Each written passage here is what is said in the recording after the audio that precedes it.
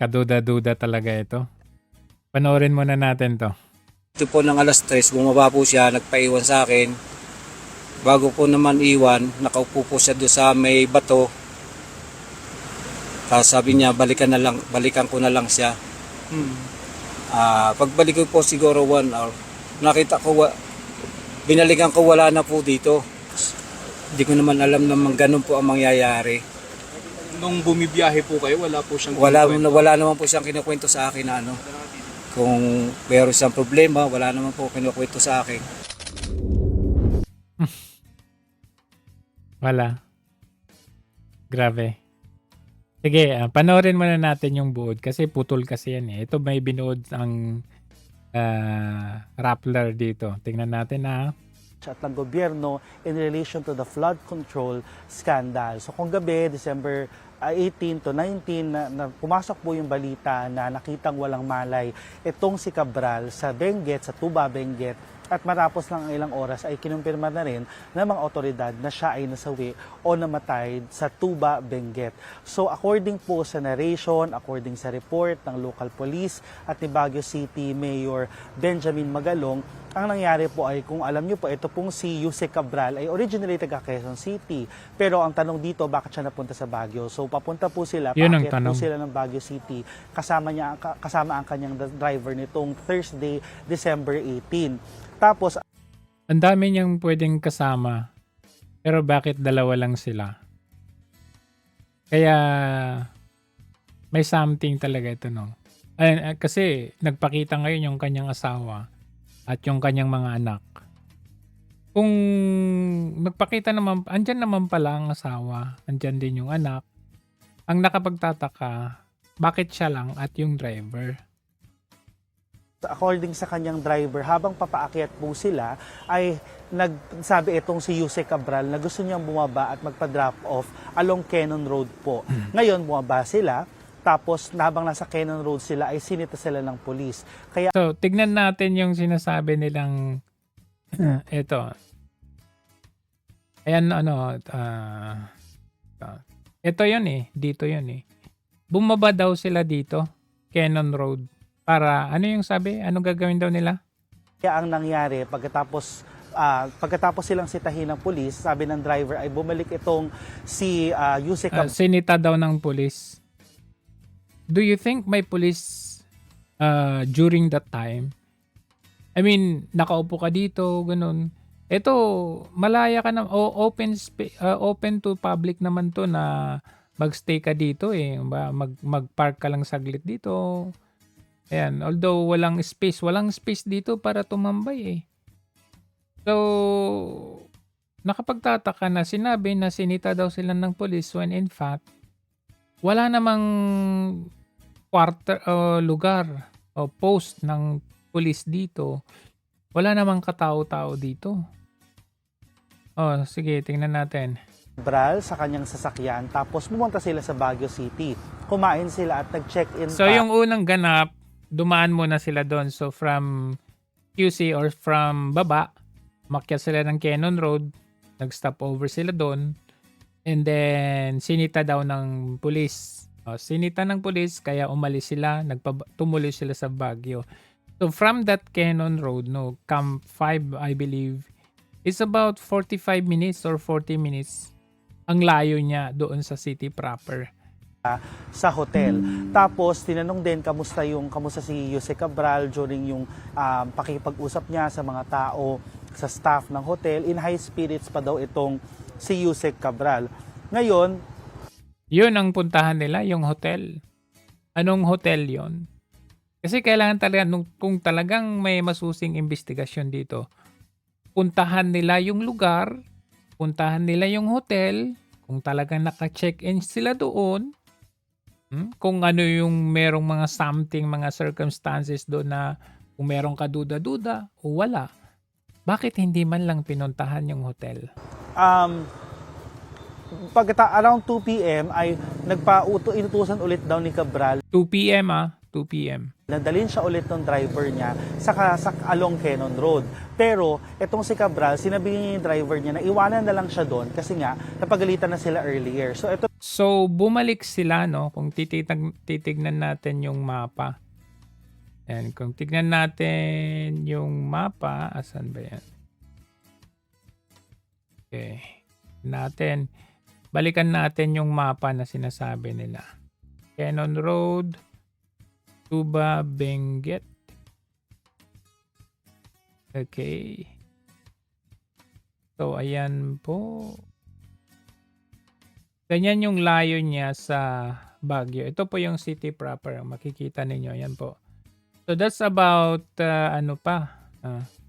about 45 minutes ang layo niyan. Malayo pa yan. Malayo pa yan. So, ang nakakatawa dito, kung sinabi ng kanyang boss na iwanan mo muna ako dito, pwede mo namang, alimbawa, nandito andyan si Cabral. O sabi, iwanan mo muna ako dito mag-isa. O dito lang siya. Nandun pa rin yung tanaw pa rin niya dapat, 'di ba? Yun yung question doon within the reach of his vision yung si boss niya. Pero nakapagtataka na ang sasabihin, iwanan mo muna ako dito. Ano yun? Dalawa yung sasakyan. Yun yung question eh. May dala ding sasakyan ba si Cabral? Anong silbi niya kung may dala ding sasakyan si Cabral at tag-isa sila ng sasakyan? Kasi ang question dito, why in the world na iwanan mo dito si Cabral at tapos pupunta ka, babalik ka ng Baguio? Pagka layo-layo, tingnan nyo naman yung distance, sa Baguio, iiwanan mo yung boss mo na wala siyang sasakyan doon sa layo-layo, doon sa Cannon Road, ayan, Camp 4, kahit sabihin natin dito, ayan, yung Camp 4. So, yan, vicinity ng Camp 4 ito, yan, vicinity ng Camp 4, yan. Iiwanan mo yung boss mo at pupunta ka ng Baguio. Yun ang tanong. So, most likely, iisa lang yung dala nilang sasakyan kasi kaya nga siya driver eh. Sige, tuloy natin. Ito namang si driver, iniwanan niya itong si Yusek Cabral. Kaso after some time, nung binalikan ng driver niya, itong si Cabral ay hindi na raw siya makita doon, kaya bumalik itong si driver sa hotel around 5 p.m. to 8 p.m. Okay, alas 2. Alas 2. Okay, alas 2. Ganito kasi yan ang kwento, no? So, ganito. Galing sila ng QC. Saan ba yung QC? Ayan, dito. Sa Manila. Okay, galing sila ng QC. Binaybay nila. Tan, bye. San Fernando, Angeles, Tarlac. Okay, tapos, siyempre, dadaan sila ng Pangasinan. Di ba? Pangasinan, Quezon, and then, kakanan na sila dito sa may, dito sa may circle. Ayan, dito sa may intersection sa may Rosario, kakanan na sila dito. Yan, kakanan na sila dyan. Dito, Cannon Road na ito. Ayan, makita natin kasi yan, Twin Peaks na swimming pool. So, Cannon Road na ito basically. Ayan, so dumaan sila dito. Ayan. Dumaan sila dyan. Tapos, nagtambay. Puno, nagtambay sila dyan. Ngayon, may napadaan na may pulis daw na sumita. Oy, bawal dyan, sabi. So, bumiyahe ulit sila. Ayan, bumiyahe sila from Cannon Road, bumiyahe sila. And then, bumiyahe. Ayan, umakyat na sila tuloy-tuloy dito. Camp 4, Camp 7, hanggang sa rating sa Baguio. Okay. Sa Baguio sila, nag-check-in sila dito. Nag-check-in sila. In high spirits, sabi ng staff ng hotel.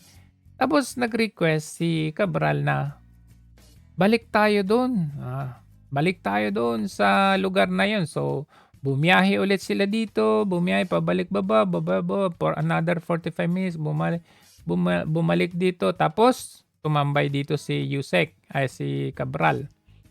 Okay? Tumambay siya dito. Sabi niya, umalis ka dito. Sabi niya.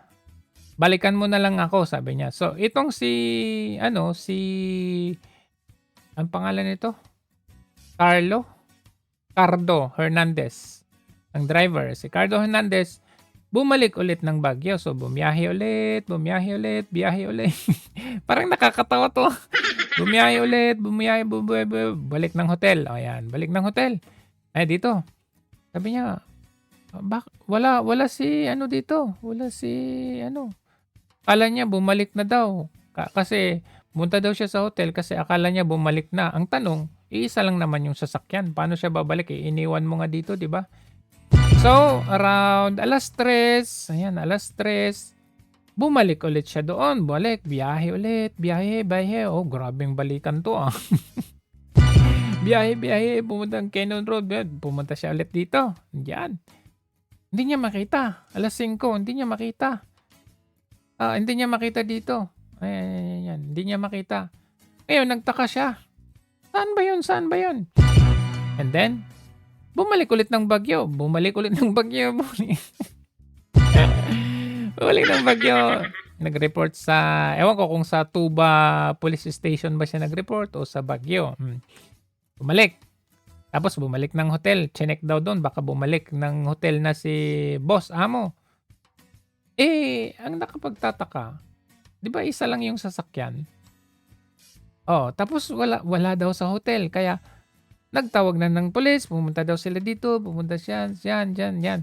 Alas 7, nung nakita daw, ang labong ng kwento alas 7. Tingnan natin yung kwento Pagbalik sa hotel, wala rin doon si Cabral, kaya humingi na ng tulong 5 p.m. to 8 p.m. Kaya bumalik itong si driver sa hotel. Around 5 p.m. to 8 p.m. Pagbalik sa hotel, wala rin doon si Cabral, kaya humingi na ng tulong sa mga pulis na hanapin itong kanyang boss na si Cabral. Tapos, after ilang oras ay hindi pa rin makita si Cabral. Bandang 12 a.m. ay nakita, around 8 p.m., nakita si Cabral along sa Bued River. Ano ba, 12 p.m. o 8 p.m.? 20 to 30 meters below the highway. So, malalim po. Bangin po yan. 8 Wala p.m. po siyang malay. Around 12 a.m. ng December 19, na-retrieve yung kanyang katawan at 12:03 a.m. ay siya po ay dineklara ng patay ng attending physician or doktor. So, yun po ang... Okay. So, balikan ulit natin. So, bumalik siya. Okay, alas 3, pinabalik siya ni Cabral dito sa Cannon. Nagpaiwan siya doon. Bumalik ulit ng hotel sa Baguio. Ganyan, bumiyahe doon. Yan, bumiyahe doon. And then, bumalik siya ng 5 to 7 p.m. dito. Wala, hindi niya makita. Bumalik ulit siya. Pumunta siya sa police station. Tinawag yung police station. Tapos bumalik sila dito. Bandang 8 p.m. daw nakita. So siguro dahil bangin, medyo natagalan. Hindi ko alam kung saan nila nilagay. Sa morgue ba o sa hospital. Alas 12, 12:03 daw na declared na siyang patay. Yun ang kwento dyan. So nakita naman ninyo yung distance, no? Hindi po biro yung distance na yan, no? Ayan po. Distance, ang distance niya, ano bang, tingnan nga natin kung merong, ano yan, yan. Tingnan natin kung anong hotel, mag-ano na lang tayo ng hotel sa Baguio, ang pinakamalapit. Baguio Hotel. Ayan, sa Hotel Supreme. Okay. So, nakita nyo naman, ang layo niya is 50 minutes.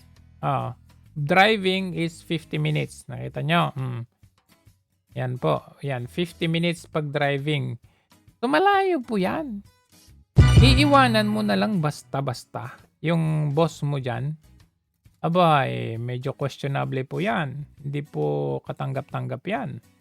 Sequence ng events dito sa pagkamatay ni Undersecretary or dati Undersecretary Maria Catalina Cabral. So from original na pinagsabihan silang wag pumunta doon sa Ravin, pumunta siyang hotel, bumalik siya doon, nawala siya, and then afterwards nakita na siya. Bakit paborito niya yung Ravin? Bakit paborito niya yung bangin? Samantalang sinabi naman niya na meron siyang fear of heights. Ito balikan natin yung kanyang short interview noong January 16, 2019. Kasi makikita mo yung character meron siya Dito mo maipag-connect dito sa nangyari sa kanya ngayon. Tingnan natin. Adina Cabral, welcome to DNC Magazine. Yes, thank you. What is your most favorite place in the Philippines? Favorite place, Palawan. Palawan. O, dapat sa Palawan siya pumunta kung gusto niyang mag-unwind. Bakit doon sa Bangin, sa Quezon Road? Sige nga, mag-isip nga. Mag-isip nga sila nang uutuin nila. Most iconic structure in the Philippines? Most iconic structure, that will have to be the Quezon Bridge.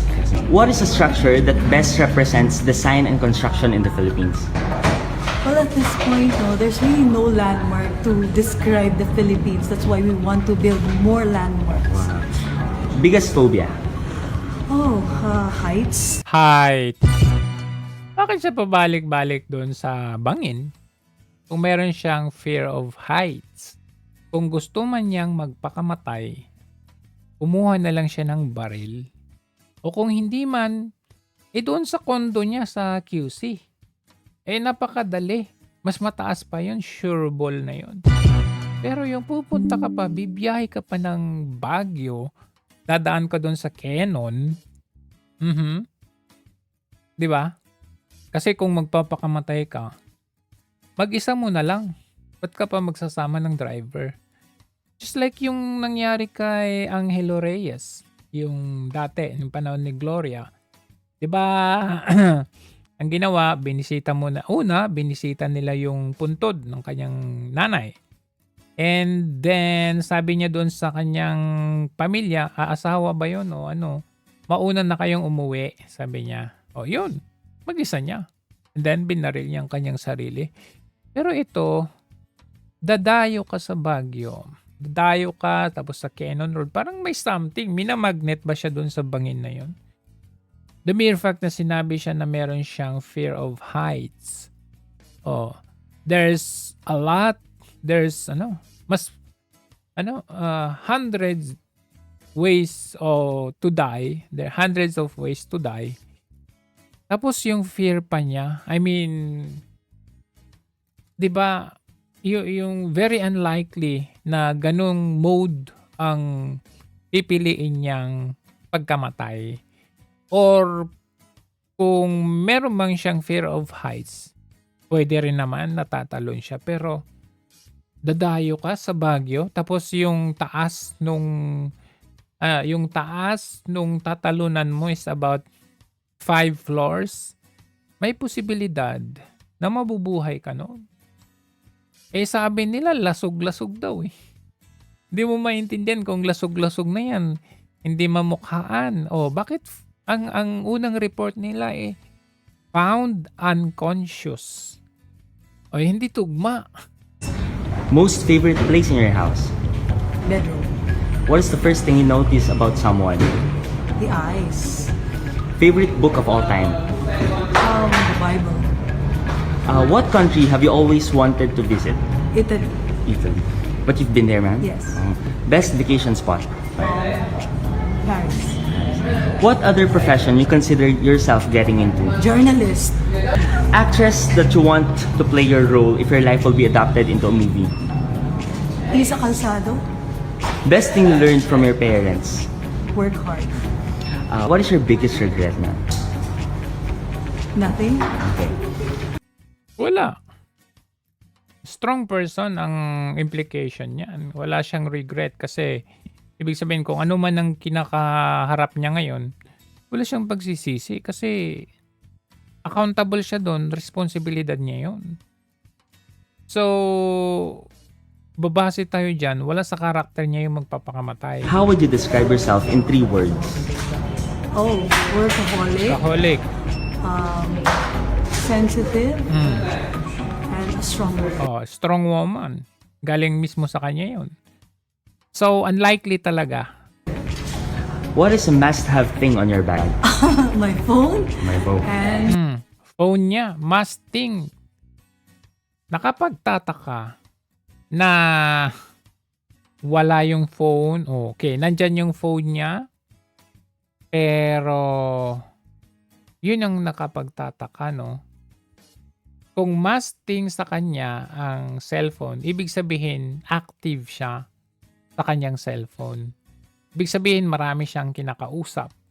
Pag marami kang kausap, nai-entertain ka, at least somehow, kung meron kang problema, may pinagdadaan, at least na ilalabas mo, may outlet ka. Unlikely talaga na ganyang karakter meron siya, magpapakamatay siya. My wallet. If you're stuck in a deserted island, what is one thing you couldn't live without? A book. Book. Favorite hobby? Reading. What is your Reading. Ibig sabihin, bookworm siya, marami siyang knowledge. Marami siyang alam. That means, overwhelmed yung kanyang isip. Active, kumbaga. Kasi kung hindi, palagi kang lutang, palaging empty, wala kang maisip, wala kang alam, tendencies talagang weak ka na talagang malapit ka sa ganun eh. Pero kapag marami kang alam, bookworm ka, lagi kang nagbabasa, marami kang na-i-input na data sa brain cells mo. go-to karaoke song? I will survive. Kanta pa lang niya, I will survive. I will survive. So, kabaliktaran doon sa magpapakamatay. What is something most people do not know about you? I'm a sensitive person. Sensitive siya, pero strong. Do you have any nickname, ma'am? Cathy. Cat. Cat. What is the best piece of advice you ever received? Be grounded. What advice would you give to your teenage self?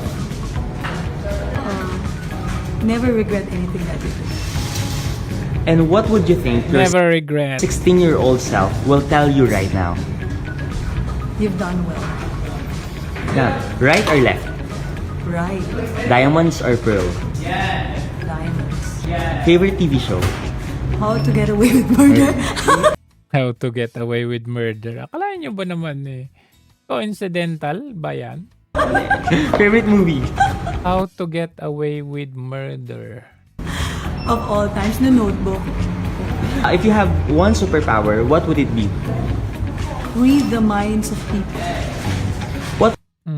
Kaya niya magbasa. I mean, kung meron siyang power, no? Pero I mean, the mere fact na bookworm ka, marami kang alam, maraming stock knowledge sa'yo.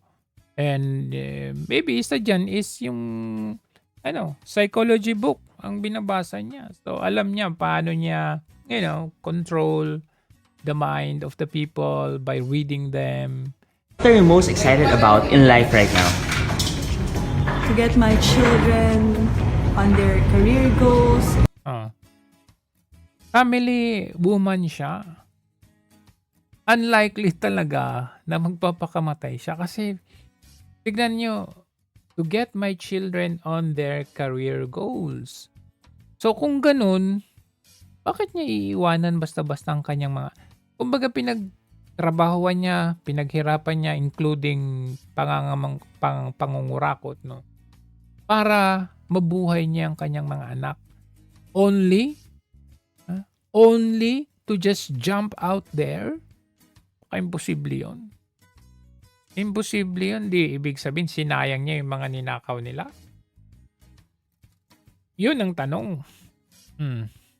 So anyway, tingnan pa natin yung mga iba. No? Ito may sinabi dito si Mike Defensor. No? Ito ang dahilan kung bakit hindi ma-eliminate ang mga ito. Una, si Mark Texay. Mark Texay na assistant or even bagman ni Zaldico at ni Martin Romualdez kasama si Paul Estrada. Ang balita nga natin pinatago daw ito sa ibang bansa. Yung dalawang ito kasi nakakapagtaka na natapos na yung hearing nila sa Blue Ribbon Committee at even doon sa House na hindi man lang pinatawag ang dalawang ito. So, it's very likely na itong dalawang ito merong alam talaga. At pwedeng usapan dito, makipag-cooperate lang sila doon sa mga mastermind. Kung hindi, baka magaya sila dito. O, one down na tayo One down. This is the process of choosing who is going to be eliminated one by one. So, naka one down na sila. Next dito is tingnan ninyo si Amena Pangandaman. Ayan. Pangandaman, Budget Secretary. Siyempre, alam na yan. Ito, planning for the projects, dadaan lahat sa kanya, and to be implemented, kailangan ng budget. So, kasama yan. Nag-resign. Namatay. Kung hindi ka mag-ingat-ingat sa galaw mo, susunod ka. Gutesa, illegally detained. Hindi na natin siya marinig, makita. Ngayon, hindi natin alam kung ano yung ganon na ginagawa sa kanya. Ito naman, okay, nag-resign, namatay. Nag-resign, tahimik. Nag-resign, tahimik din. Pag kayo na wrong move, alam nyo na ang pwedeng mangyari sa inyo. Either you die, you will be detained, you will be silenced, mamili kayo doon. Okay?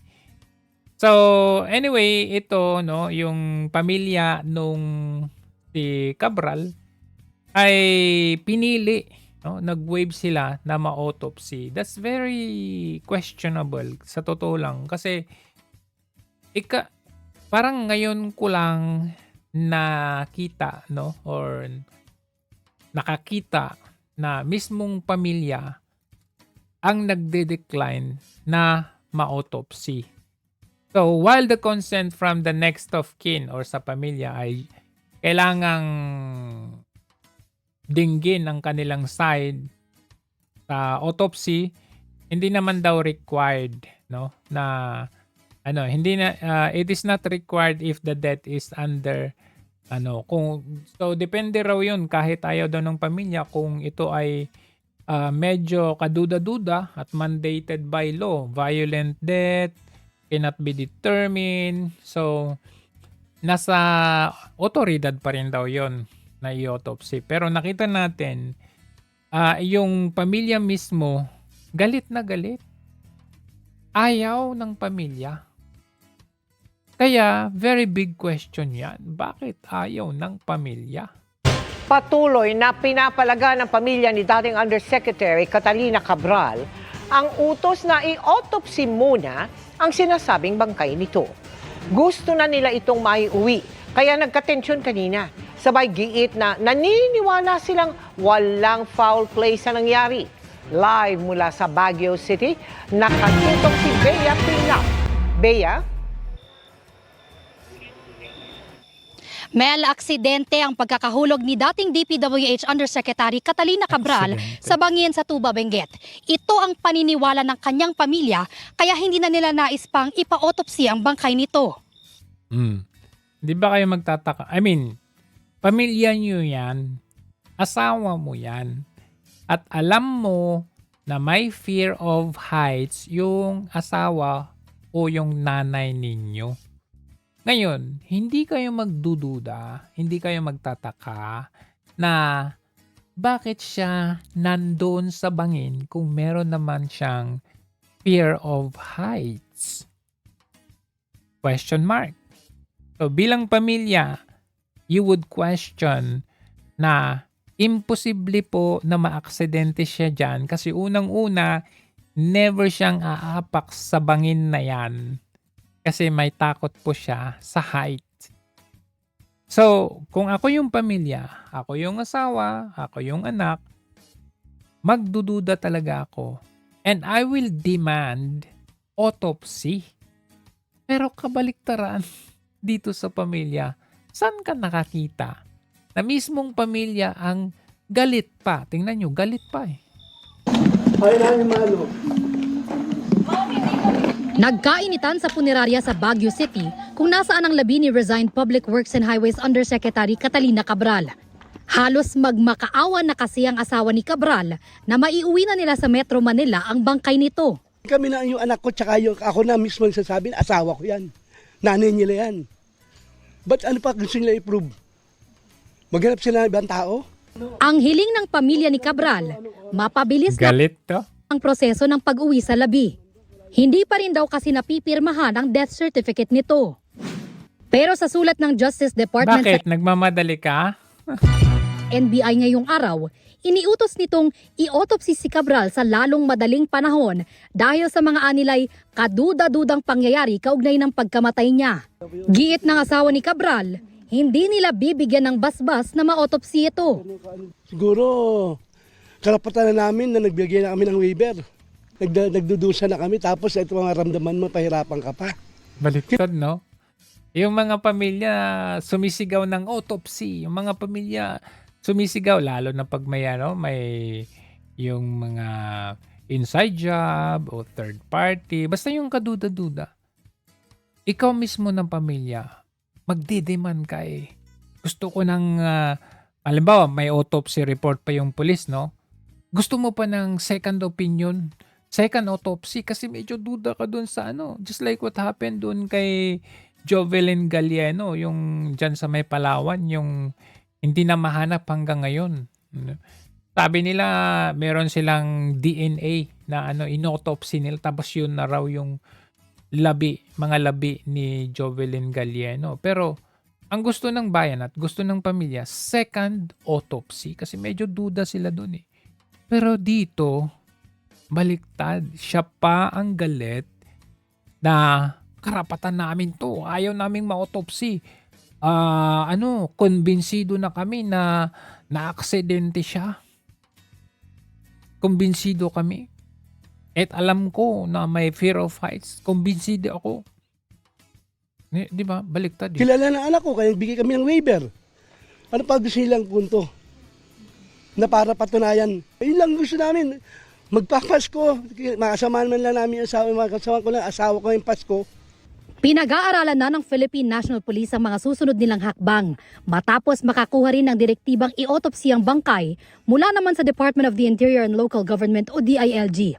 Iniutos din itong i-DNA test ang bangkay. Dito po yung pinag-aaralan natin mga legal officers kung ano po ang magandang gawin po ng PNP National Police para masiguro natin na yung disease ay namatay. Totoo ang katawan po ng disease. Yun naman ang question talaga eh.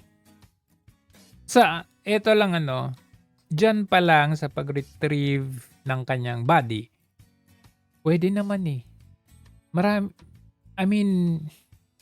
Pwede naman siguro na makita natin ano yung suot niya, makita ng mga anak niya, anong suot niya nung siya ay na-retrieve.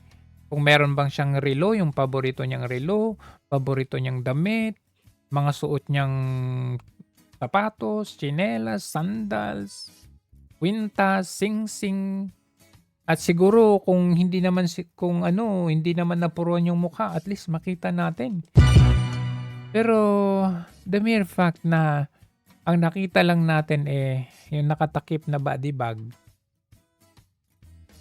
kaduda-duda na yun. Si dating Yusek.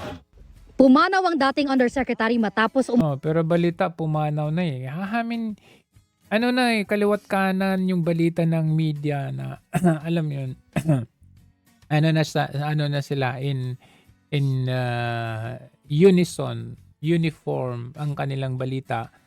Pumanaw na, namatay na Yusek.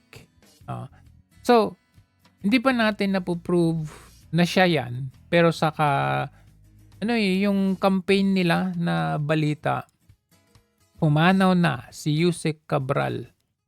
Alam mo yun, just to plant into our brain na, namatay na si Cabral. At siya talaga yan. Parang ganun. Sa atin, may duda naman tayo kung siya ba talaga yan. At kung siya yan, nagpakamatay ba siya? Na-aksidente ba siya? O siya ay pinatay? umanong mahulog sa bangin sa Tuba, Benguet. Mahulog. Naniniwala ang pamilya niyang aksidente lamang ito at walang foul play. Oh? Saan ka nakakita? Mismong pamilya mo ang nagsasabi na walang foul play. Most of the crimes, ang nagsisigaw ng may foul play, yung immediate family, immediate kin, asawa, anak, pamilya, pinsan. Sila yung sumisigaw na may foul play dito eh. Hindi po pwede na ganun eh. May takot yun sa height. Bakit siya tatambay doon? Hindi. Gusto namin na investigasyon. Eto eh. Di, karapatan namin to. Ayaw namin ma-autopsy. Walang foul play dito. Tama na. Oh. Nagpunta Ba't kayo nagmamadali? siya dito para mag-unwind. Magkausap pa kami nung ano eh. Nagpunta siya dyan para mag-unwind. Paborito niyang lugar, Palawan eh. Pupunta ng Baguio. Tapos sabi mo, magkausap pa kayo. Before that day eh. Then sabi ko, Magkausap kayo before that day. Show us the conversation. pa sa niya, ba't hindi ka umaten nung ICI meeting? Pero ang sabi ng tauhan ng CIDG sa kanya, hindi pa nila ma-rule out ang anggulo na may foul play. Itinanggi rin niya na naisauli sa kanila ang cellphone at iba pang gamit ni Cabral. Mel, sa ngayon patuloy tayo nagbabantay dito sa labas ng punerarya para malaman kung may uuwi ba ang bangkay ni Cabral ngayong gabi. Yan mo. Sigurado ka bang bangkay ni Cabral yan? Tapos nakita ninyo ang ang sumunod na step nila is palabasing konektado siya sa ganito, sa ganyan, sa ganito, sa ganyan. Kagaya nito. Kanyang sa pamilya ni dating DPWH Undersecretary Catalina Cabral. Nasa kamay na rin daw ng mga investigador kung ano ang magiging epekto ng pagkamatay ni Cabral sa flood control scandal. Narito ang agenda report ni Ivy Ray. Ng Malacanang ang pagpanaw ni dating Public Works Undersecretary Catalina Cabral matapos mahulog mula sa isang bangin sa Benguet. Nakikiramay po tayo sa Catalina Cabral matapos mahulog mula sa nakita nyo naman paano ka tatambay dyan? Daanan yan ng sasakyan, Hindi ka nga pwedeng mag-park dito kasi nakita nyo, walang space dito. isang bangin sa Benguet. Kita nyo naman, 2 lane lang yan, walang parkingan dito, tas tatambay. Public Works Undersecretary Catalina Cabral matapos mahulog mula sa tatambay ka dyan? isang bangin sa Benguet. Nakikiramay po tayo sa pamilya na naiwan po ni former Yusek Catalina Cabral. At nakakalungkot po ang nangyari. Pero alam mo, Claire Castro, yung nangyari kay Yusek na yan, baka one day mangyari din sa'yo yan. Mangyari yan sa'yo. yun po, muli nakikiramay po tayo. Sa pagtakbo ng investigasyon sa flood control probe, si Cabral ang itinuturong mastermind umano ng tinatawag na BBM o Baseline Balanced and Managed Parametric Formula sa allocable budget. Kaya nga naging king of pork barrel kings si Sandro Marcos at si Martin Romualdez dahil din kay Cabral. So nakikita ninyo yung connection, who are the masterminds. Dahil sa kanya, nataguriang pork barrel kings yung magpinsan. Bakit? Siya yung may planning service niyan eh. Siya yung may planning dyan. May formula siya dyan kung paano nila gawin yan na hindi matiktikan for 3 years. Siyempre, 3 years ka ba namang nagaganyan? Alangan naman, kahit gaano kagaling mong anong formula mo dyan, matitiktikan na. There's always an ending sa lahat ng kasamahan. Kasamaan. DPWH. Ayon kay former DPWH Undersecretary Roberto Bernardo, tanging si Cabral ang nakakaunawa ng formulang ito. At kay Cabral din umano dumadaan ang lahat ng allocables sa mga kongresista. Bago madawit sa anomalyang ito, decorated engineer si Cabral. Sa profile ni Cabral sa National Irrigation Administration, makasaysayan daw ang pag-upo ng 63-year-old na inhinyero bilang unang babaeng undersecretary sa isang male-dominated field gaya ng DPWH. Si Cabral din daw ang kauna-unahang babaeng pangulo ng Philippine Institute of Civil Engineers. Bukod sa mga parangal kay Cabral dito sa Pilipinas, ilang beses na rin itong na-nominate bilang civil engineer. Isa ring commissioned reservist ng AFP si Cabral na may ranggong Lieutenant Colonel. At sa pagkilala kay Cabral, Grabe yung credentials niya, no? Para lang magpakamatay, para lang tumambay dyan, para lang maaksidente. Parang naman ang bobo niya na tatambay dyan, knowing the fact na meron siyang fear of heights. Pero tingnan yung credentials niya, tinalo pa nga niya yung credentials ng presidente. Yung presidente, undergraduate yun eh. Ito, decorated. May rangko pa sa militar.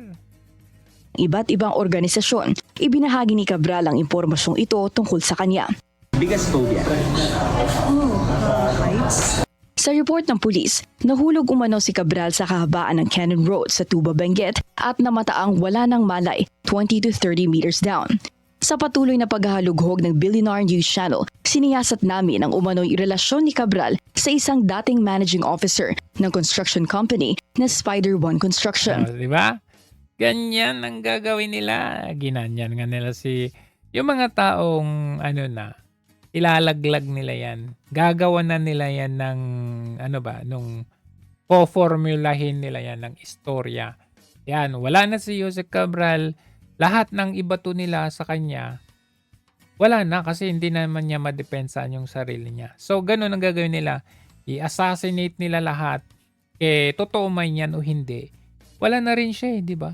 So, nakita ninyo yung sumunod na step nila. Oy, konektado rin pala ito sa manager ng Spider One. Ganyan. Si engineer at dating presidente rin ng PICE na si David Sanchez. Pinabulaanan ni Sanchez ang mga paratang na ito at sinabing magkaibigan lang sila ni Cabral bilang dating mga presidente ng PICE. Bago ang insidente, hindi na raw aktibo sa PICE si Cabral at hindi na rin daw nakausap ni Sanchez, kaya ikinagulat nito ang kanyang pagkamatay. Yes, magkasama kami sa PICE and sa organization. We know each other, pareho kaming past presidents We are all national officers. Ang Spider One Construction ay nakapangalan na ngayon sa isang engineer Edna Doliaga. Sa nakuha naming dokumento, inirehistro sa Extension Office ng Securities and Exchange Commission ng Spider One sa ilalim ng mag-amang David at Michael Darren Sanchez. Pero ang principal location ng kumpanya ay nasa Cainta, Rizal. Tinanong natin kung may kaugnayan pa si Engineer Sanchez sa Spider One. I have interest but I'm not the managing officer. Anya, may shares pa rin siya pero hindi na sa kanya nakapangalan ang kumpanya. Gaya ng sinabi ni Sanchez sa ating panayam, pangalan niya ang nakapirma sa ilang dokumento ng DPWH projects sa mga taong 2018 at 2019. Ngayong taon naman, may 2 proyekto sa Cordillera ang Spider One na may kabuuang halaga ng 71.7 billion pesos. Ano man daw ang gawin ng mga investigating bodies sa kaugnayan ni Cabral sa flood control projects, nasa sa kanila na ito. Dahil lang pumanaw ang dating opisyal, wala naman daw nakabinbing kaso laban sa kanya ayon sa Malacanang. Walang nakabinbing kaso. Ang galing talaga, no? Sobrang talino. Yan. Ng driver mula sa concrete barrier na ito. Patay na ang isa sa mga key figure Tignan natin itong mga video nila. Unahin natin, obserbahan natin. sa flood control scandal na si dating DPWH Undersecretary Catalina Cabral. Nahulog umano sa bangin sa Benguet si Cabral. Person of interest ngayon ang kanyang driver. Narito ang agenda report ni Dobby De Guzman. Patay na nang maiahon mula sa bangin ng Camp 4. Labo nila. Patay na nung maiahon sa bangin. Pero may istorya na, ano ba yun? Alas 12 na deklara sa ospital ba yun o sa hotel? Hindi ang labo nila. Cannon Road sa Tuba, Benguet, si former DPWH Undersecretary Maria Catalina Cabral. Parang tingnan ninyo yung time frame Alas 2, alas 3 bumalik, alas 2 dumaan sa Baguio sila, alas 3 bumalik sila doon, alas 5 bumalik siya si driver doon sa Cannon Road, hindi niya makita, Alas 7, nag-ano sa pulis. Alas 8, nahanap nila. Tapos alas 8, yung span ng alas 8 hanggang 12 a.m., 8, 9, 10, 11, 12, 4 hours. Ano kaya nangyari doon sa 4 hours? Kasi alas 8 nakita daw nila. Tapos 12 dineclare nilang patay. Ano nangyari doon? Pinrepair nila? Yung bangkay? Ganyan? Yung istorya? Yung script? O patay na siya bago pa man nahulog dyan? Mamaya discuss natin yan. Si former DPWH Undersecretary Maria Catalina Cabral. I was there 12:03. 12:03. 12:03 daw. Okay. 12:03 patay na. Kukuha nila doon sa Alabo, di ba? Doon sa Bangin. Pero sabi, alas 8, nakita na siya doon sa Bangin. So, ibig mong sabihin, 4 hours na naiakyat nila dyan. Kasi 12:03. 4 hours yung itinagal ng pag-akyat nila sa baba hanggang sa taas. Wow. Mga bombero ng Tuba Fire Station ang nanguna sa retrieval operation. Nakatagilid daw si Yusek Cabral nang kanilang makita. Ang daming broken bones. Ano pa? Ang daming broken bones. So, ano ba talaga? Patay on the spot or unconscious na nakita? Maraming broken bones sa kanya. Yung mga limbs, paa, kamay. Yung mga bali-bali na buto.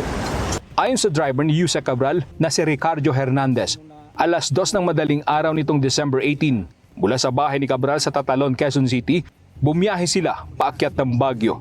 Pansamantala silang tumigil pagdating sa Cannon Road. Umaga po, dito po kami sa may Cannon Road na nagtambay po kami, nagpapalipas po ng parang lang po, tatanggal stress. Ano?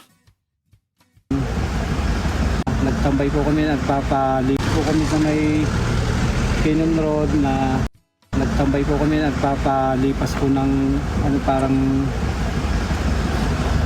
lang po, tatanggal na stress.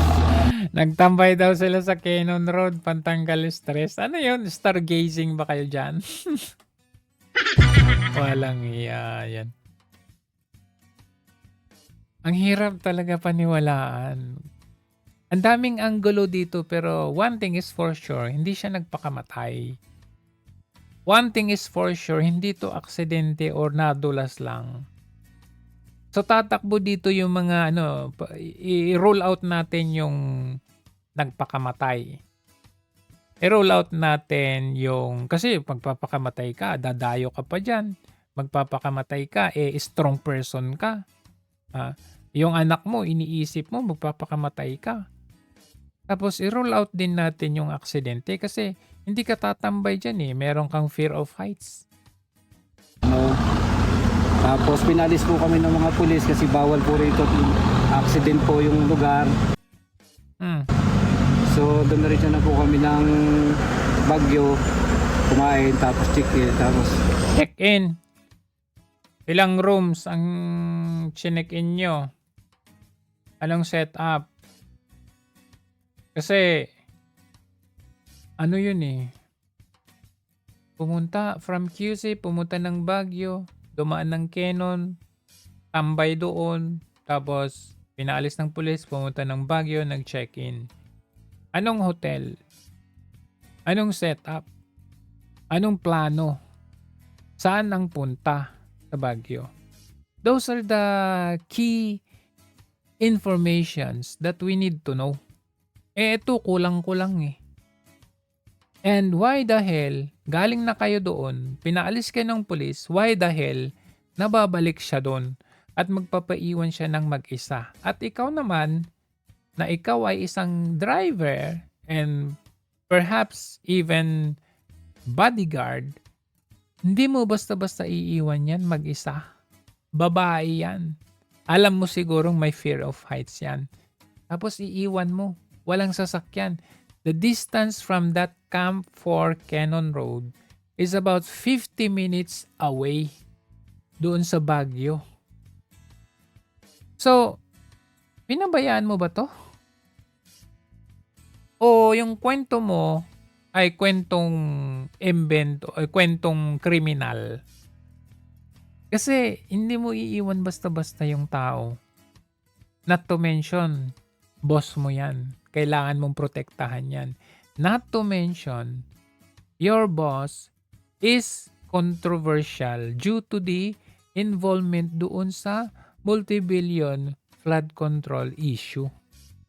So, ibig sabihin, napanood naman ninyo siguro na ang isang involved na si Zaldico ay at risk ang kanyang buhay. So, hindi po pwede na iiwanan mo yan mag-isa. Tapos dito, may fake, may ghost cry ka. Kung may ghost project, may ghost cry ka. Tingnan ninyo, iiyak na. Niyaya po ulit niya akong pabalik dito. Niyaya niya ako pabalik. Ano, tropa ka niya? Ano ba, driver ka ba niya o tropa? Alas 3 ng hapon nang magpaiwan si Yusek Cabral sa Camp 4 Cannon Road. Oh, may tattoo pa, no? Kaduda-duda talaga tong tao. Binalikan siya ni Hernandez pero hindi na niya makita. Kaya humingi na ito ng saklolo sa mga Tingnan nyo, may ghost cry to. pulis. Base sa kwento ng driver, mula sa concrete barrier na ito, tumalon si Undersecretary Cabral. Tumalon? Ang sabi ng driver, tumalon. Ang sabi ng pamilya, aksidente. Teka, parang may na-miss ako ah. Ang hirap niyong imbestigahan ah. Masakit ulo namin sa inyo ah. At tumama siya doon sa mga naglalakihang bato sa ilog. Tinatayang nasa 40 hanggang 50 metro ang lalim ng bangin mula dito sa kinatatayuan kong kalsada. Naiyak na lang po. Metro ang lalim ng Ang ganda namang tambayan yan. Oh, ayun yung naiyak po. bangin mula dito Ay. sa kinatatayuan kong kalsada. Tignan nyo ah, tignan ninyo kung paano umiyak ang buhaya. Naiyak na lang po. Hindi ko talaga gagawin na po. Driver na po niya. May tiwala po. Kanya. Sabi niya tayo. Kailangan mo ng tissue? Oh. Kailangan tissue? Grabe naman luha mo. Tulungan niya po. Dinala sa Cordillera Serenity Memorial Services ang labi ni Cabral. Ito lang ang tanong ko sa pamilya. Kung kayong pamilya, hindi kayo magdududa dyan. Kung hindi kayo nagdududa dyan, may something sa inyong pamilya. Kung sinasabi ng pamilya na kailangan ninyo yung privacy at kailangan naming irespeto, hindi. Kung ako personally, ayaw kong ibigay yun. Bakit? Involve ang kapakanan ng bayan dito. And pangalawa, pamilya kayo. Nakita niyo yung walang luha, umiiyak, kunwari umiiyak. Iniwan niya yung asawa mo. Iniwan niya yung nanay nyo. Hindi ba kayo magdududa dyan? Kung hindi kayo nagdududa dyan, may something sa inyo. Kayong pamilya. Kasi nagmamadali kayong tapusin ang investigasyon by not having an autopsy. Therefore, may problema sa inyo. Kayong may problema dito. I mean, problema in a way na sino ang kausap ninyo? Sinong mastermind ang kausap ninyo? At kasabwat nyo ba ito? Kasi kung hindi ninyo ito kasabwat, kayo ang numero 1 magsasabi, imbestigahan nyo ito. Ay, oo nga pala, person of interest siya. Oo. Person of interest siya, pero ano nangyari? Dinala lang siya, inimbitahan lang siya sa police station. Pero ano mangyayari? Nakita ninyo yung person of interest or suspect doon sa Percy Lapid case, yung si Joel Escorial. Ano nangyari? Nasaan si Joel Escorial ngayon? Nakakulong ba talaga yun o pinalaya ng secretly? Nakita ninyo ang ano dyan? Oh. Ay, tingnan natin. Di pa pala tapos yun. Dinala sa Cordillera Serenity Memorial Services ang labi ni Cabral. Sabay-sabay dumating dito ang kanyang mga anak at ilang pang kamag-anak. Inimbitahan naman sa Tuba Police Station si Hernandez para maimbestigahan dahil siya ang huling nakasama ni Yusek Cabral. Isang araw bago ang kalunos-lunos na sinapit ni Cabral, isinama ang pangalan niya sa 87 personalidad na pinakakasuhan ng DPWH kaugnay ng flood control scandal. Isa rin siya sa mga sentro ng investigasyon ng ICI. Dahil bilang dating Undersecretary for Planning, marami raw itong nalalaman tungkol sa maanumalyang proyekto ng gobyerno. Dahil dito, hinimok ng ICI ang mga law enforcement agency na pangalagaan ang mga gadget, dokumento at computer ni Cabral dahil mahalaga ang nilalaman ng mga ito para sa isasagawang forensic examination. Nakita ninyo yung timing. Isang araw bago itong pangyayari ay napangalanan at inirekomenda na pinapakasuhan si Cabral. Ibig sabihin merong mangyayaring masusing investigasyon at maybe pagpapakulong, no? So, yung timing talaga connected doon sa pangyayari ngayon. Kasi kapag yan ay naimbestigahan at nadala na sa hearing, saan man yan, sa ICI man yan, o sa korte man yan, maraming malalaman ang taong bayan. At yun, wala nang lusot yung mastermind.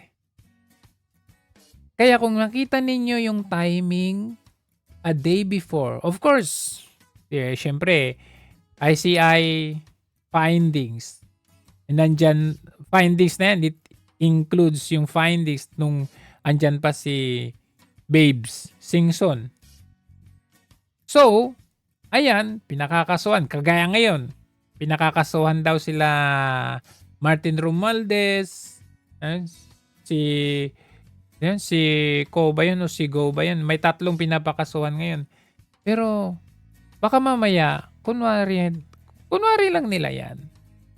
O kung hindi man, meron ulit silang gagawin, kagaya nung ganitong pangyayari. Lahat ng mga yan, they would do anything to suppress yung magiging tungo doon sa mastermind. Kasi, ano talaga very timely yung pangyayari. Hiniling din ng komisyon sa mga otoridad na magsagawa ng investigasyon kung may foul play. Bandang huli, nakiramay ang ICI, gayon din ang DPWH sa mga naulila ni Cabral. Ang PNP naman, kinukonsidera na bilang person of interest ang driver ni Cabral. Ang CIDG na rin ang hawak ng kaso. Para sa agenda, Constantino Dateline Philippines begins right now. Thanks for joining us. For those of you watching us on YouTube and on Facebook Live, the latest. Ren, what more can you tell us? Hello, good morning. So authorities are still investigating the death of DPWH former Undersecretary Maria Catalina Cabral, whose body was discovered in a 40 to 50 meters deep ravine along Cannon Road, Camp 4, Tuba, Benguet, around 7 o'clock in the evening yesterday, December 18. Based on the initial spot report released by the Police Regional Office Cordillera, Cardo Hernandez, Cabral's personal driver, reported her missing, and upon retrieval, she was pronounced dead. According to Hernandez, they traveled from Quezon City to Baguio City for a short vacation, and after checking in on the hotel where they were supposed to stay, Cabral requested to be brought back along Cannon Road. Around 3 in the afternoon, she told Hernandez to leave her for a while so she can enjoy her alone time. And after an hour, the driver went back to check on Cabral, but she was nowhere to be found. So he decided to go back to their hotel to check if his boss already went. Tingnan niya, balikan natin Ito. Ano yung sabi? Back ahead of decided to go back to went back to check on Cabral but she enjoyed her alone time. So she told Hernandez to leave her for a while so she can enjoy her alone time. And after an hour, the driver... Okay. Para magkaroon daw siya ng alone time or moments. Hello! Pag merong nakatayo dito, kahit nakaupo man lang nung natambay, at daanan ito ng sasakyan, ano yan questionable sa mga motorista na dadaan dito. Oy, bakit may isang babae doon? Syempre, hindi nila mamukhaan kasi medyo malayo. Sino ba yung, anong ginagawa ng babae? Nung baka tatalon yun. So, most probably, yung mga dadaang motorista dyan, magkakaroon sila ng question sa kanilang isip. Anong ginagawa ng babae yun? Nag-unwind ba siya doon? Ito ba yung lugar kung saan yung ambience niya ay para sa unwind? Di ba? Question. Kasi alone time daw sa ganyang lugar.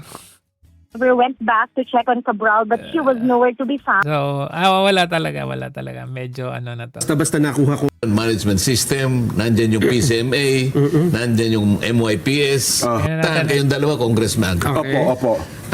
Lalapit yung isang contractor congressman. Applications hawak niya Opo. So meron sunog Pero hindi naman nasunog yung central office. Ganun ba? yung opisina ni Yusek Cabral ang may maraming impormasyon tungkol sa DPWH budget. Yung kasing opisina ni Yusek Cabral. Yan, yung planning Ito cell. yung yung may nawawala. Pero bumisita din ako sa ICI ngayon. Official document ba ito? Opo, ito po ay internal file mula sa opisina ni Undersecretary Cabral. At actually, akala ko may kopyan ito ang ICI. Opo, kung saan-saan. Kundi mismong official document ba ito? Opo, ito po ay internal file mula sa opisina ni Undersecretary Cabral. At actually, akala ko may kopyan ito ang ICI. Opo. Pero bumisita din ako sa ICI ngayong linggo at nalaman ko na nawala pala ang mga computer ni Yusek Cabral. Kaya para malaman natin ang... Alam nyo,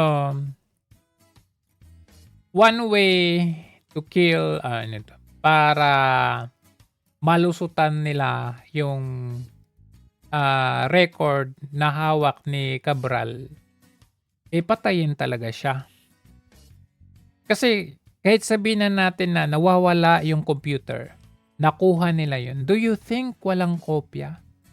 Do you think walang sariling kopya si Cabral? Yan ang tanong. Kaya, the best way para, alam niyo yun, maano nila siyan si Cabral, patayin na lang siya. Kasi may kopya pa rin yan Ngayon, kung ano man, hindi na yan mailalabas. Kahit may kopya siya, hindi na yan mailalabas kasi makita ninyo ang nangyayari. Mismong pamilya ayaw magpa-autopsy. So, ano ibig sabihin noon? Dalawa lang yan Bakit ayaw ng pamilya ma-autopsy yung nanay, yung asawa niya? Bakit? Yun ang tanungin natin. Kasi very important ang role dito ni Cabral. Kapag siya ay nawala, lahat ng mga koneksyon, impormasyon na hawak niya, mauuwi sa wala. Kaya nga naman sinabi ni Remulla, ano sabi ni Remulla?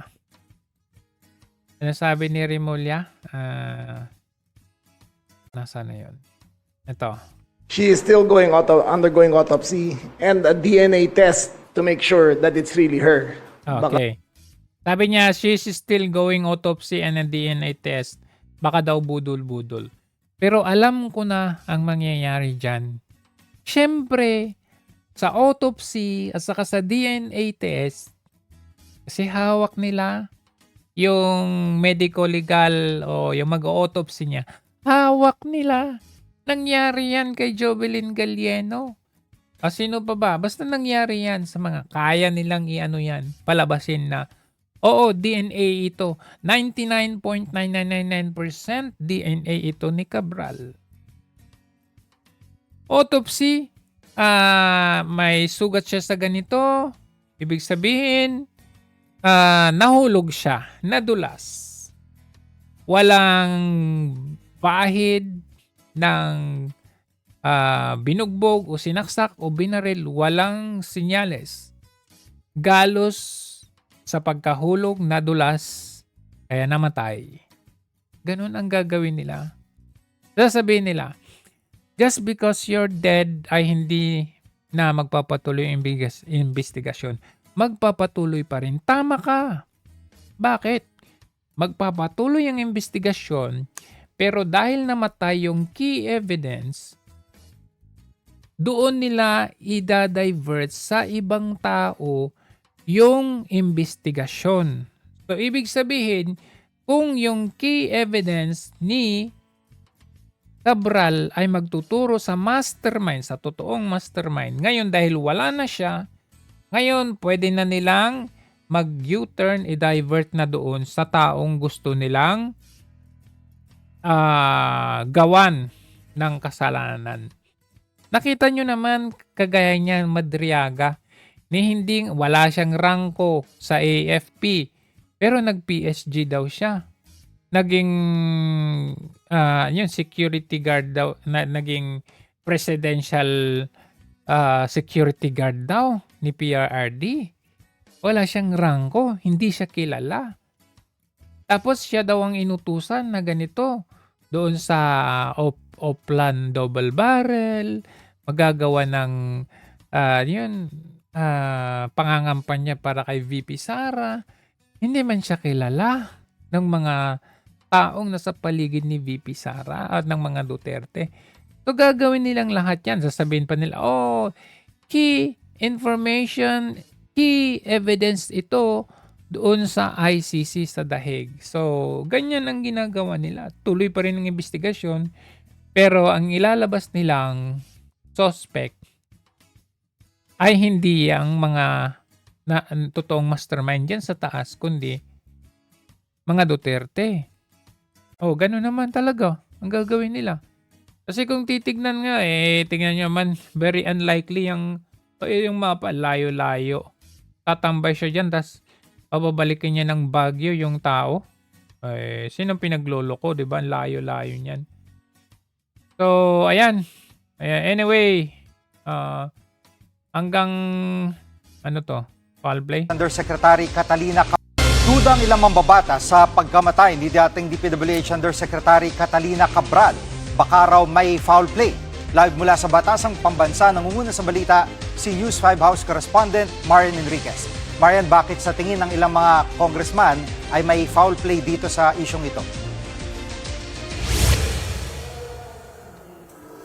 Jiggy, misteryoso at parang teleserye. Ganyan nga inilarawan ni House Senior Deputy Minority Leader Edgar Erice yung pagkamatay ni dating DPWH Undersecretary Catalina Cabral. Ayon kay Erice, nakapagtataka ang pahayag ng driver ni Cabral na kasama nga niyang umakyat ng Baguio. Kwento kasi ng driver na si Cardo Hernandez nagpaiwan nga sa Cannon Road si Cabral at pagbalik niya matapos ang mahigit isang oras hindi na raw niya makita si Cabral. At doon nga kinagabihan nang makita yung bangkay ng dating opisyal sa Bangin. Ayon nga kay Erice, hindi makatwira na iiwan mo ang iyong amo sa gitna ng kalsadang may bangin ng ilang oras. Tingin ni Erice, posibleng may foul play, lalo't maraming nalalaman si Cabral tungkol nga sa budget insertions para sa mga proyekto ng DPWH at mga proponents nito. Narito ang pahayag ni Congressman Erice. With all her knowledge, hindi malayong possibility na may foul play yun. Kung mag-iisip lang siya doon sa tabi sa gilid ng bundok, bakit naman after 2 hours mo babalikan? Tama. At Marian, kung sa tingin nila ay may foul play, ano naman ang plano nilang gawin?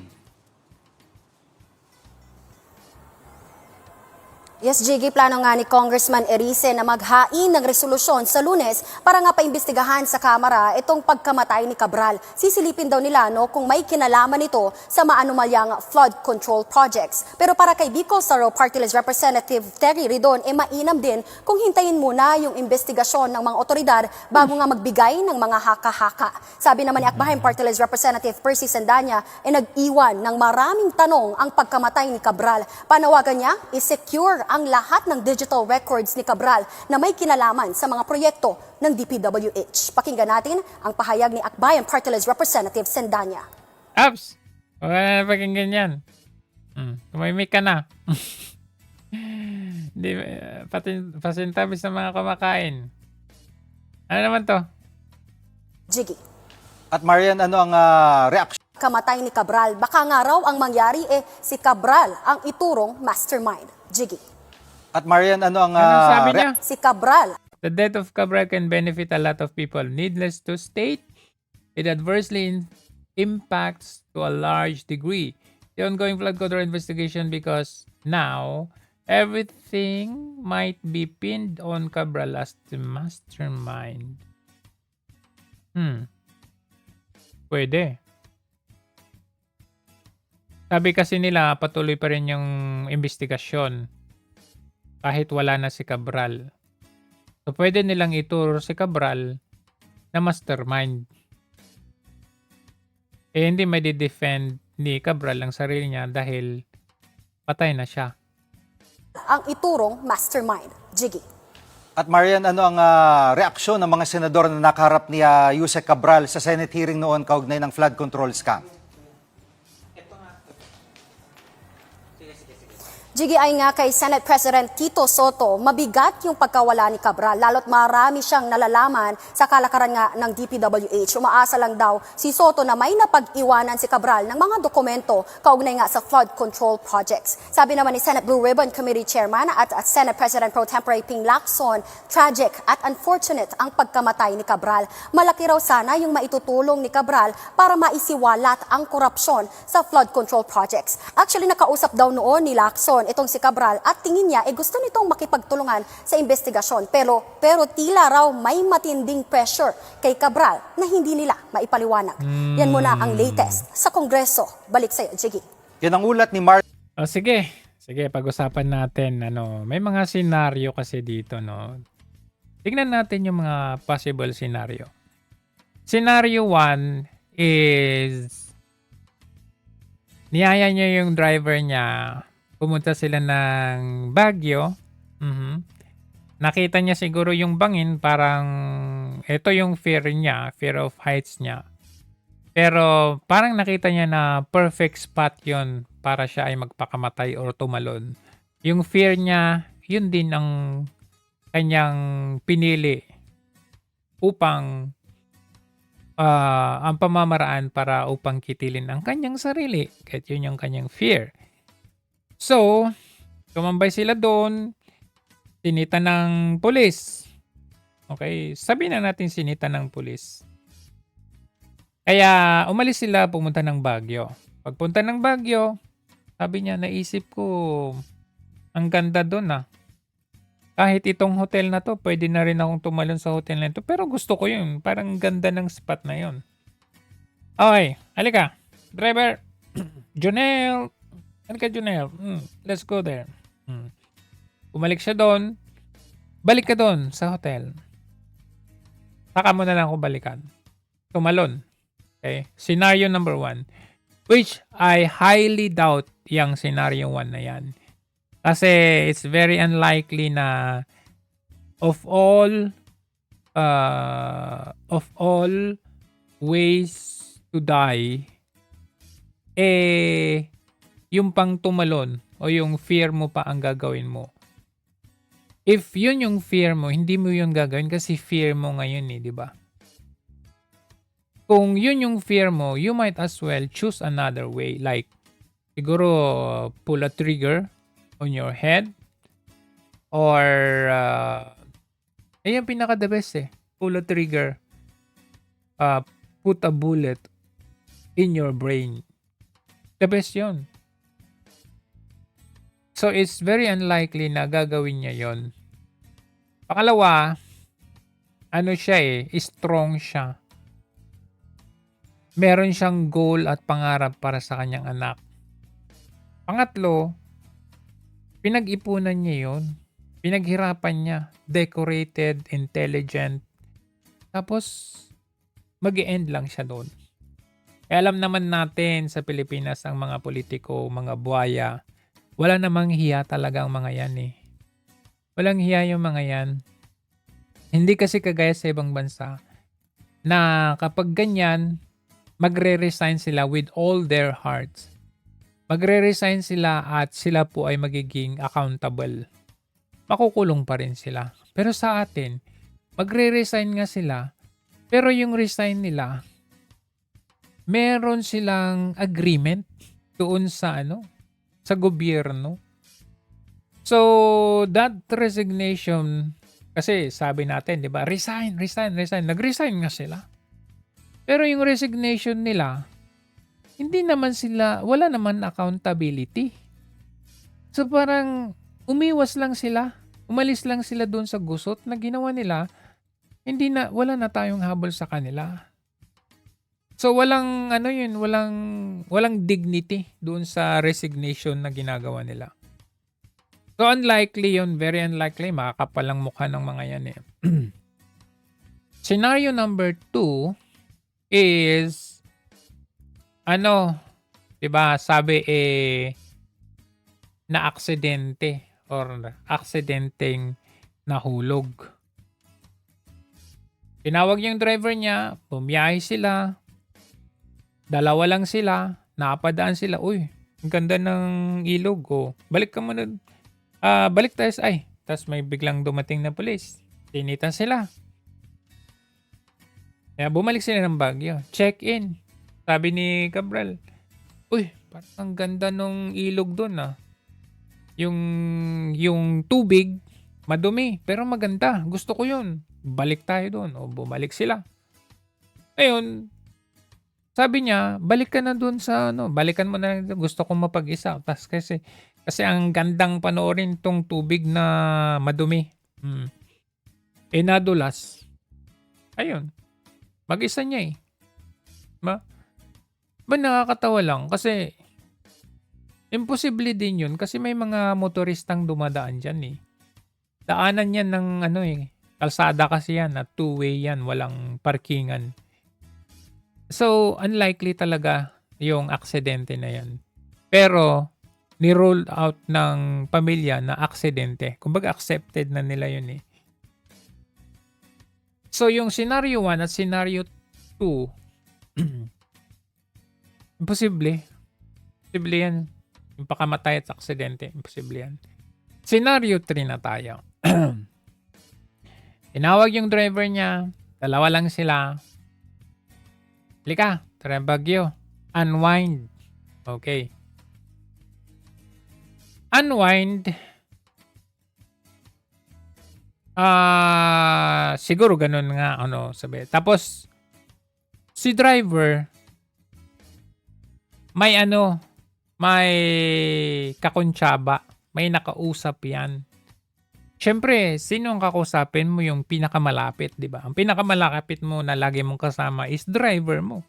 Driver, let's say, driver and bodyguard. So, kinontak yung si driver without the knowledge of Cabral. Siyempre, tinitik-tik. Ito, may plano si Madam na punta kami ng Baguio. Mag-unwind daw o ganito. So, pinlano. Anong gagawin? Along the way, nasa Cannon Road, merong go signal na sa kanya. Sige, daan mo na kayo dyan. Kunwari, silipin nyo lang yung dyan. Silipin nyo lang yung dyan. Tapos, tinulak niya. Siyempre, pagkatulak, kailangan niyang umalis. Okay? Umalis, papuntang Baguio, mag-check-in kunwari. Kaya nga, kailangan malaman kung may record ba talaga ng check-in dyan na dalawa silang pumasok dyan sa hotel? Kung anong hotel yon. Kasi yun yung talagang key information na alamin nila eh. And then, syempre, kailangan niyang bumalik para ma-justify yung kwento niya na bumalik kami doon eh. Sabi niya, bumalik kami doon tapos nagpaiwan siya. Kaya bumalik ulit ako ng Baguio. When in fact, 2:00 pa lang na napadaan sila doon, natulak na niya. Di natin alam kung natulak ba o sinaksak ba sa sasakyan o merong pinaamoy or whatever kasi siya yung sa bagay hindi niya magawa kasi siya yung nagda-drive, di ba? So hindi natin alam, maaring tinulak kasi dalawa lang sila eh. Walang iba eh. Ngayon, ano ka ba, Joe? Kung sinaksak niya o pinaano niya, malalaman sa autopsy. Kaya nga, oo nga, malalaman sa autopsy. Kaya nga dito papasok yung autopsy. Magtataka ka, bakit yung pamilya mismo ayaw ipa-autopsy? Kasi baka mo malaman natin may saksak pala dito, may tama ng baril pala dito, o kaya may ammonia or something element na pumasok sa kanya, pinaamoy sa kanya. Yung mga ganun ba? Ayaw ipa-autopsy. So, doon papasok ang question, sino ang kasabwat nung driver? Hindi lang siya dapat person of interest, suspect na siya. Anong person of interest? Suspect na po siya. Kailangan talaga yan i-detain. Bakit? Kasi, makukontaminado na yung siya. Magbubura na yan ng message, magfa-fabricate na yan ng story, lahat. Dapat i-contain na yan yung driver. Kasi malaman natin, baka may kausap siya, someone from above, baka kausap niya rin yung tatay o yung pamilya. Ano ka ba, Joe? Ano naman ang motibo nila? Bakit kasabot yung pamilya, di ba? Eto, dito na tayo papasok. Baka sa malamang, kinausap ng mastermind yung pamilya. Kasi doon ka magtataka bakit yung pamilya galit na galit, ayaw ipa-autopsy? Ano ka ba naman, Joe? Di ba sabi ni Remulla, ipa-autopsy nila? Di ba nagbigay din ng abiso ang DOJ at Ombudsman na kailangang i-autopsy? Paano mangyayaring kasabot sila ng pamilya? Dito nga papasok yung kunya-kunya lang. Kunyari, gusto nung otoridad na i-autopsy. Syempre, pag sinabi ng pamilya na ayaw namin, anong magagawa ng otoridad? Kahit sabihin na natin may law tayo, mandatory, na i-autopsy, ayaw ng pamilya. Sasabihin ng pamilya, for respect, o di susundin ng otoridad. So, kunya-kunya lang yan. Try to picture out the very, very big question dito. Of all people na ayaw ma-autopsy, bakit ang pamilya pa? Bakit hindi nag-question or magduda ang pamilya dito sa driver? Yan yung scenario number 3. Okay? Pinatay.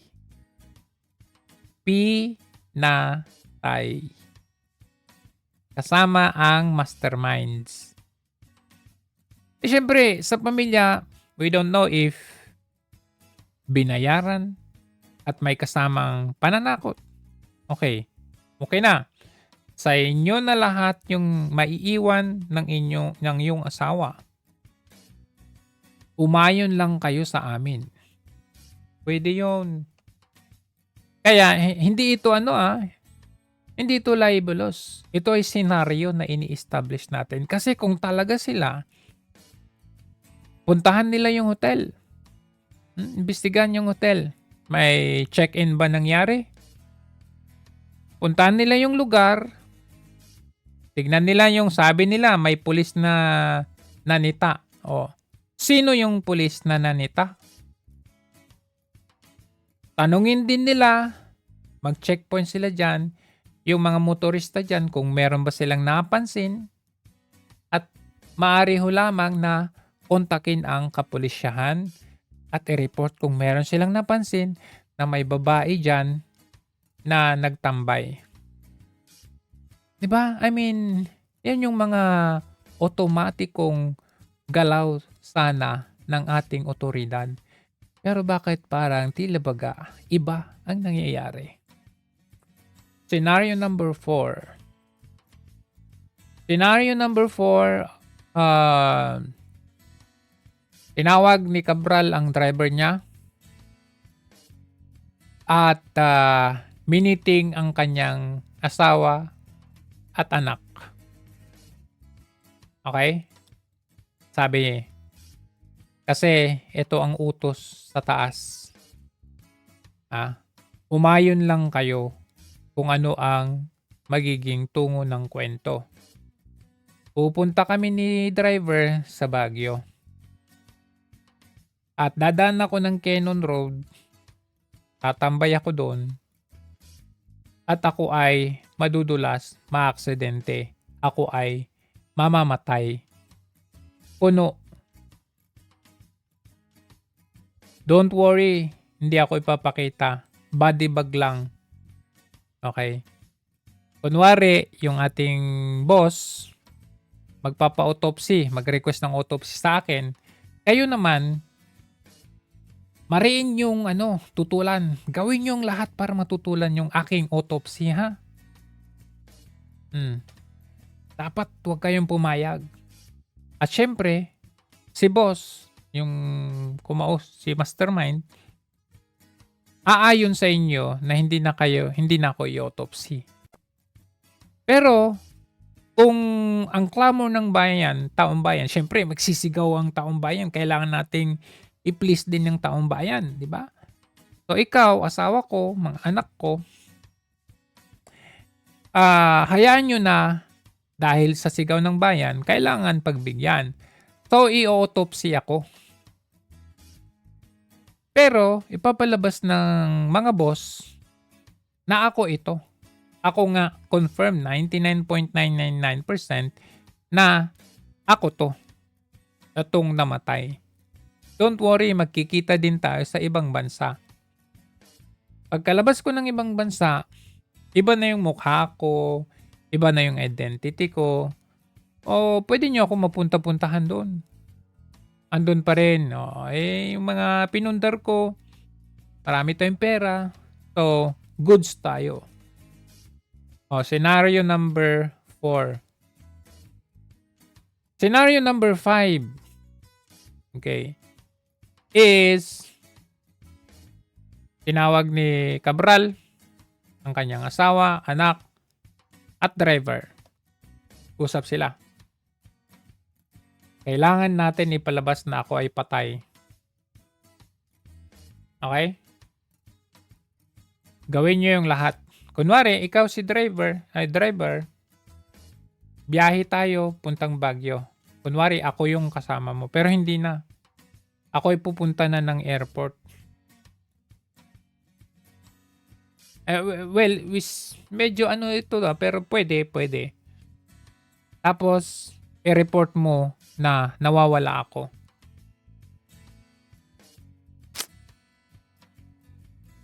Scenario number 5, i-report mo na nawawala ako. Hindi. Hindi pala pwede. Mahirap kausapin yung mga otoridad kung hindi mo kasabot yung gobyerno. So, very impossible naman yung scenario na ito kung sila lang nag-uusap na kunwari ipalabas na siya ay patay. Kung ba yung parang halimbawa yung nanay mo may utang sa tao.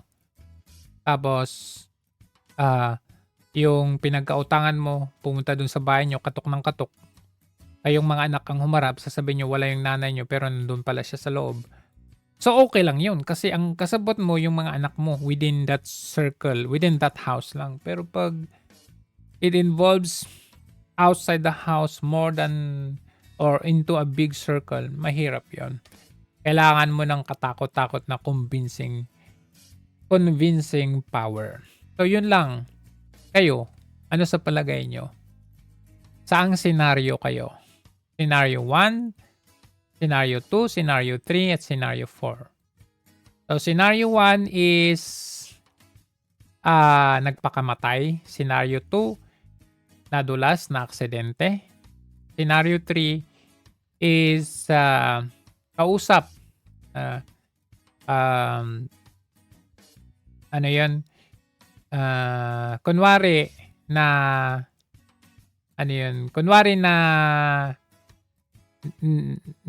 hindi. Scenario 3 is pinatay pala. Ayan. Scenario 3 is pinatay. Scenario 4 is kunwaring patay. Kayo, ano sa tingin nyo doon?